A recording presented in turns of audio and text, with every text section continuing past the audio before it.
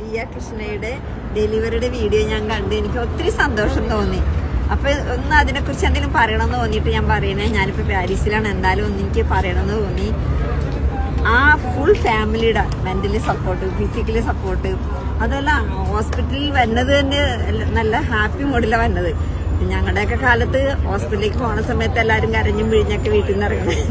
പിന്നെ ഹോസ്പിറ്റലിൽ ചെന്നാലും ഡെലിവറി റൂമിൽ കയറി കഴിഞ്ഞാൽ നമ്മൾ ഒറ്റക്കാണ് അവിടെ. സിസ്റ്റർമാര് അപ്പുറത്തേക്കും പോയാൽ നമ്മൾ ഒറ്റക്ക് ആ റൂമിൽ കിടക്കേണ്ടൊക്കെ വരും. ഇത് ഫുൾ സപ്പോർട്ടിങ്, അതാണ് ഏറ്റവും എനിക്ക് ഇഷ്ടമായത്.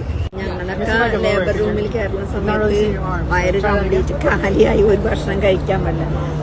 ദിയക്ക് ഇഷ്ടമുള്ള ഫുഡൊക്കെ കഴിക്കേണ്ടപ്പോ അതൊക്കെ എനിക്കൊരു സന്തോഷമായി. ശരിക്കും ആ ഫുഡൊക്കെ കഴിക്കുമ്പോൾ നമുക്കൊരു എനർജി കിട്ടുമെന്നാണ് ഞാൻ പറഞ്ഞത്.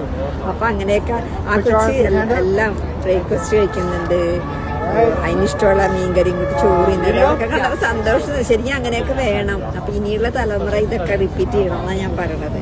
അല്ലാണ്ട് ഒരു തളർന്നൊടിഞ്ഞ് ഒന്നും കഴിക്കാണ്ട് അപ്പൊ നമുക്കൊന്നും കൂടെ നമ്മ ഭയങ്കര ടയേർഡായിപ്പോ. അപ്പൊ അതൊക്കെ ഒരു നല്ല പോയിന്റ്സ് ആണ് ദിയ തന്നത്.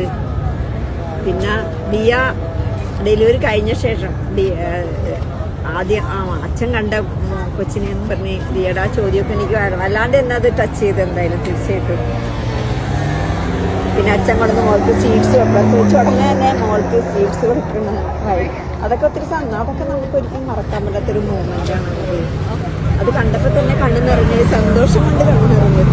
ദിയയുടെ ഫാമിലിയെ കുറിച്ച് പറയണമെങ്കിൽ 4 പെൺമക്കൾ എന്ന് പറഞ്ഞാൽ ഇന്നത്തെ കാലത്ത് ഒരു മകളെ വളർത്തിയെടുക്കുന്ന കാര്യം ബുദ്ധിമുട്ടാണല്ലേ. അപ്പൊ 4 പേരെയും നല്ല രീതിയിൽ വളർത്തി ആ പിള്ളേരൊക്കെ സ്വന്തമായിട്ട് സമ്പാദിക്കുക കൂടി ചെയ്യേണ്ടത്. അങ്ങനെയുള്ള മക്കളെ കിട്ടുക എന്നൊരു ഭാഗ്യമാണ്, ദൈവത്തിന്റെ ബ്ലെസ്സിങ് ആണ്. ഇനിയും ആ കുടുംബത്തിൽ നിന്ന് നല്ല നല്ല വീഡിയോസ് ഒക്കെ പ്രതീക്ഷിക്കുന്നു. ദൈവത്തിന്റെ അനുഗ്രഹം ആ കുടുംബത്തിന് എന്നും ഉണ്ടാകട്ടെ.